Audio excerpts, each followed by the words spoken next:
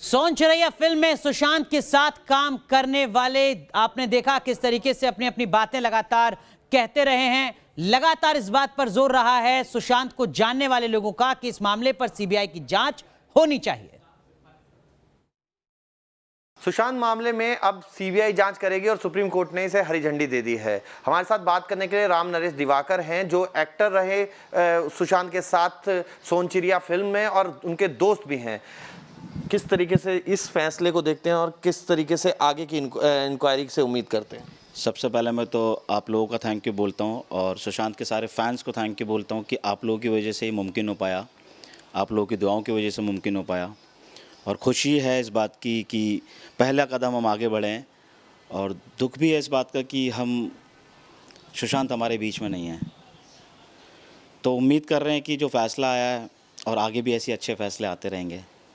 CBI के पास अब जांच चली गई है। बिहार पुलिस को इन्वेस्टिगेशन नहीं करने दिया गया, महाराष्ट्र पुलिस पर आरोप लगे कि इन्वेस्टिगेशन किया ही नहीं। अब ऐसे में सीबीआई से कितनी उम्मीद जगी है? अब सत्य में जयते वाली बात कहूँ तो फिर मैं सत्य होना ही चाहिए आगे भी। सीबीआई से पूरी उम्मीद लगा के बैठे, हमने पहला कदम जीत लिया है तो आगे भी उम्मीद है कि सारे स्टेप्स हम जीत जाएंगे।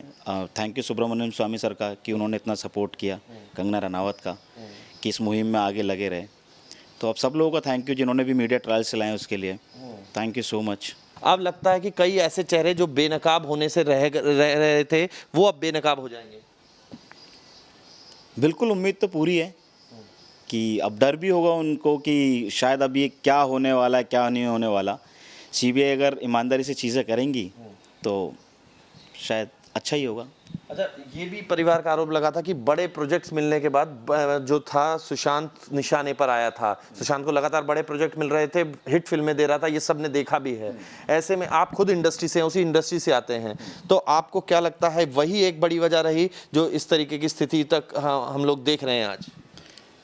नहीं, फिल्में छीनना और आप कह रहे हैं कि सुशांत के इस मामले को लेके दोनों अलग अलग चीज़ें हैं।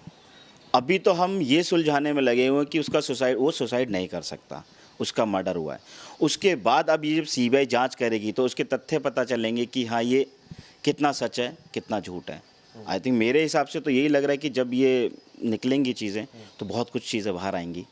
इंतज़ार कर रहे हैं और आप भी इंतज़ार करिए। जी, तो सुशांत के को एक्टर और दोस्त राम नरेश दिवाकर का साफ तौर पर कहना है कि सीबीआई जांच की ही उम्मीद थी कि उससे कुछ निकल उजागर होगा, और आज सुप्रीम कोर्ट के फैसले के बाद सत्यमेव जयते होता हुआ भी दिख रहा है। वीडियो जर्नलिस्ट अमित माचो के साथ मोहित बख्शी, न्यूज़ नेशन, दिल्ली।